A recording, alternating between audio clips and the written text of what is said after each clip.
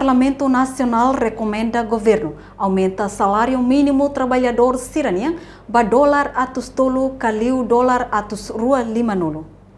Representante povo e a Parlamento Nacional, Lihusi deputada bancada PD, Maria Teresa Guzmão, ba jornalista siria Parlamento Nacional Dehang. Governo tem que considerar trabalhador sirene força, o salário dólar atus tolu, o de sustenta sirene vida. Quando hira ita gera dia per foi influenza saudável ba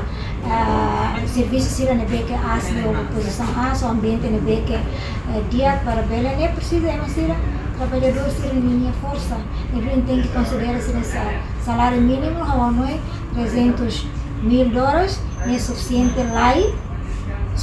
lá provisoriamente até ter esse vida ho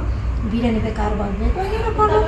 nação belo desenvolver ba ini tá espera que o salário dele aumenta de tanto, na vida nem precisa tempo, nem beke, naru belo foi tempo lá e beke dia lá e tem rainha de dia que foi parte do setor isso tem que tomar consideração para retendigno e a medida que memórias no serviço.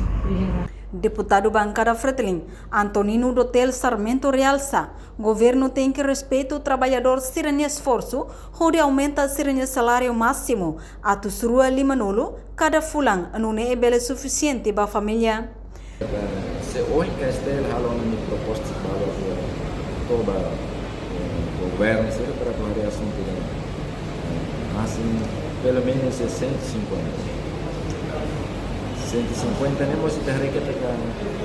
que se corresponde ao dia aí também tem que super ter média por exemplo aí tá que a média vamos todos lorinha $10 vamos todos de vamos para do lorinha nem precisa nem e agora precisa nem precisa de droga se já nem talvez para 31 dias não são hira no piano então que tenta possível para ter esse sistema para garantir que dá 135 lato para trabalhadores ira também é família minha fé minha rua nem lhe há verdadeiro mediacal mas depois necessidade de ser celo nem na fatima pelo menos o estándar ira o governo seja que tal estándar vida respeito ao trabalhadores no máximo 250 para o respeito ao trabalhadores para tal seja para facilitar a necessidade de todo e nenhuma possível. Deputado Unia afirma, bahira trabalhador sirene serviço ao salário mínimo, dólar atus ida sanolo recém lima, automaticamente risco bot basirne a família. Também o governo tem que esforço halo balanço, for condição basira de berro economia baixo, também o governo mak ihekbit, halo estratégia dia que for espaço basira ransira o rendimento nebekik. Reportagem Melda Fátima, Televisão Timor Post.